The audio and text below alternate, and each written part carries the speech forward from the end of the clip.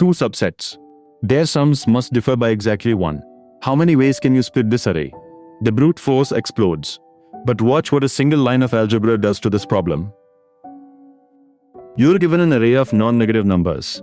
Partition it into two subsets, S1 and S2, such that the difference of their sums equals D. Your job is to count every such partition. Take this example, the array 1, 1, 2, 3, with D equal to 1. We need partitions whose two halves differ by exactly 1. There are a few, and counting them by hand gets messy fast. Let's find a smarter way. Now the trick. We know two things. The two sums add up to the total, and their difference is D. Add the equations or subtract them, and the second subset sum falls right out. S2 equals total minus D all over 2. And that changes everything. Counting partitions is now just counting subsets that sum to one fixed number, total minus D over 2. The relationship between two subsets has collapsed into a single target. But two guards matter. The quantity total minus D must be non-negative. You can't aim for a negative sum. And it must be even, or the division leaves a fraction.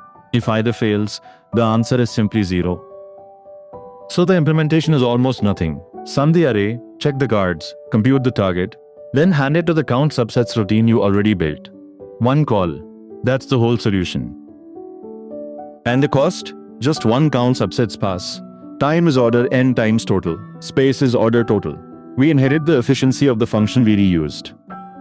Part 2. Traps to avoid. Skip the parity or non-negativity checks, and you'll chase a target that can't exist. And never drop the zero handling from the underlying counter. The doubling for 0 still matters here. Here's the takeaway worth keeping. Whenever a problem fixes a relationship between two subsets, write the two equations, sum equals total, difference equals D, and solve for one target. The relationship collapses into a single number. And the famous problem is hiding in plain sight. Assign plus and minus signs to reach a target value. That's this exact reduction again, in different clothing. That's target sum. Next time.